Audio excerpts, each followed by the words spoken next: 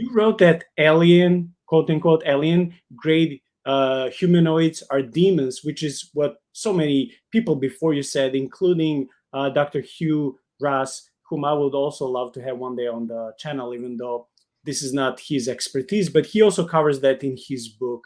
So yeah, could we generalize and say that anyone who has ever seen something like that look like alien, it can be green or gray color, usually these two colors, that looks like a human with different body shape, they will have nightmares, they'll have supposedly alien abduction or whatever. Can we generalize and say that all of these were like demonic manifestation, or maybe it's harder than that? All is a big word. um, I. It's funny you mentioned Hugh Ross. All is a very big word. I think that they tend to be spiritual powers for sure, and I think that our minds will try to make sense of things that we see and put it into categories we can understand.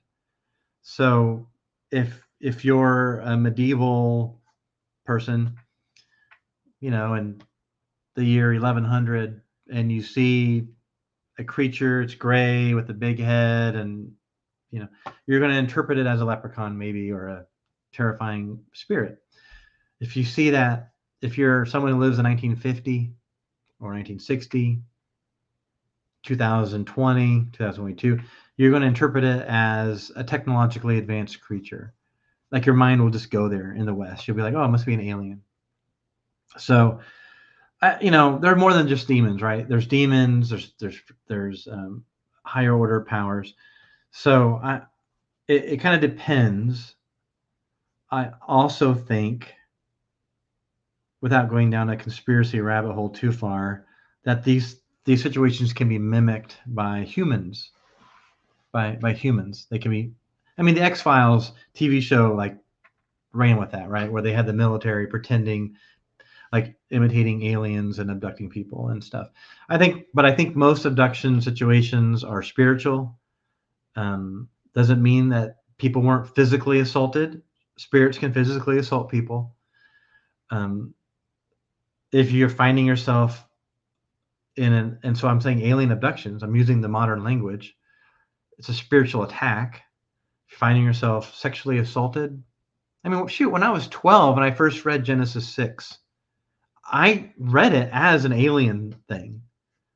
I mean, my dad's Bible. I remember his little footnote said, "Oh, these are humans," and the Bible's just calling them sons of God, but really they're just humans descended from Cain.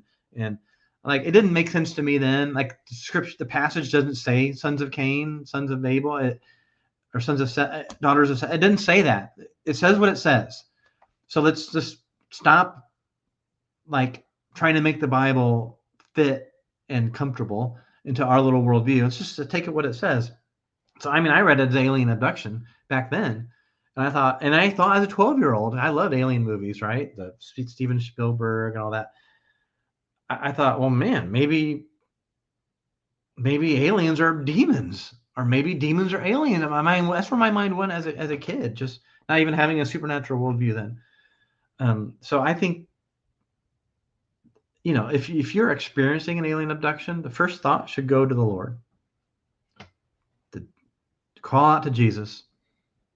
Ask Jesus rebukes you. The Lord rebukes you. Jesus save me. Just call to Jesus, or be like my little daughter. Go away in the name of Jesus. See what happens. See what happens. See if the abduction stops. It usually does. If it doesn't, then it's probably not a spirit, something else. But your first thought should be Jesus.